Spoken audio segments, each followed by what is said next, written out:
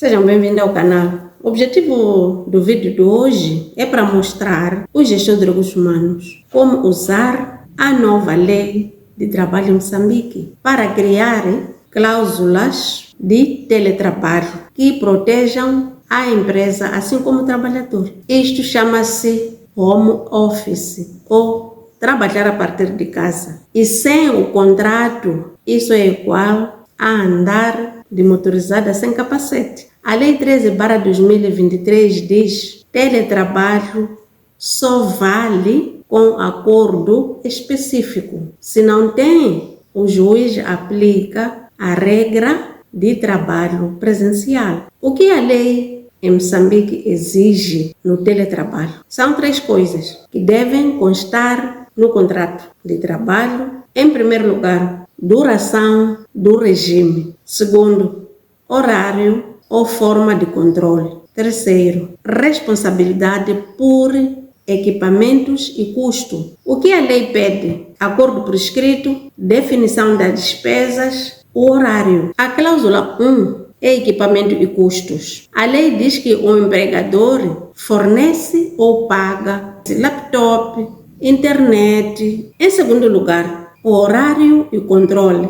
Teletrabalho, a lei permite controle por tarefa ou horário. Nesse caso, é preciso definir jornada com registro em sistema. Isso evita hora extra surpresa. Significa que este trabalhador deve ter um horário definido. A cláusula 3 é sobre saúde e segurança. É preciso colocar no contrato ou na cláusula: o colaborador declara que o local tem condições de trabalho, deve comunicar incidentes. A empresa ainda responde. Isso deve estar claro nas cláusulas. E direito de desconexão e reversão. 2 pontos que derrubam a empresa na justiça. Em primeiro lugar, o direito de desligar. A lei garante que fora da hora normal, este trabalhador não é obrigado a responder questões laborais. Se o chefe manda algo no WhatsApp às 22 e cobra,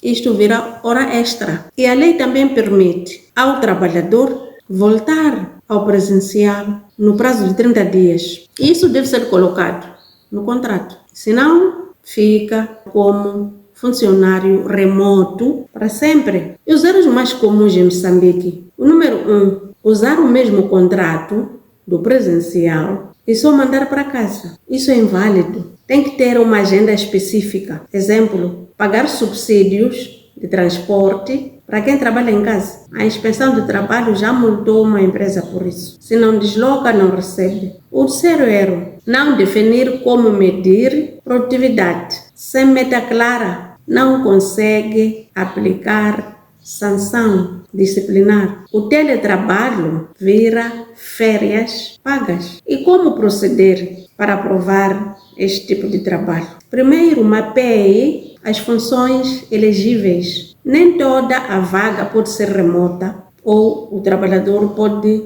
desempenhar suas funções a partir de casa. Por exemplo, produção, atendimento no balcão, financeiro e técnico de informática, sim, podem trabalhar a partir de casa. Mas já os que estão ligados à produção, o atendimento ao balcão, já não podem. Passo 2, criar uma política de teletrabalho mais adenda contratual com essas 3 cláusulas que eu referi, que é o custo, horário, higiene e segurança. E terceiro passo, treine lideranças. Chefe que não sabe gerir trabalho remoto cobra como se fosse trabalho presencial. Aqui o trabalho não funciona por entrega, funciona por metas. Isso gera problemas para quem não está treinado a fazer gestão de trabalho no modelo remoto, que é teletrabalho. Então, é preciso fazer uma lista de verificação. Em primeiro lugar, deve haver acordo assinado. 2, cláusula de custo e equipamento. 3, jornada ou tarefa definida. Regra 4, verificar higiene e segurança em casa. 5, deve haver prazo de reversão de 30 dias. Sem isso, este contrato pode ser um risco para o trabalhador. Se este vídeo foi útil, partilhe com os outros e ative o sininho para não perder próximos conteúdos. Te vejo lá.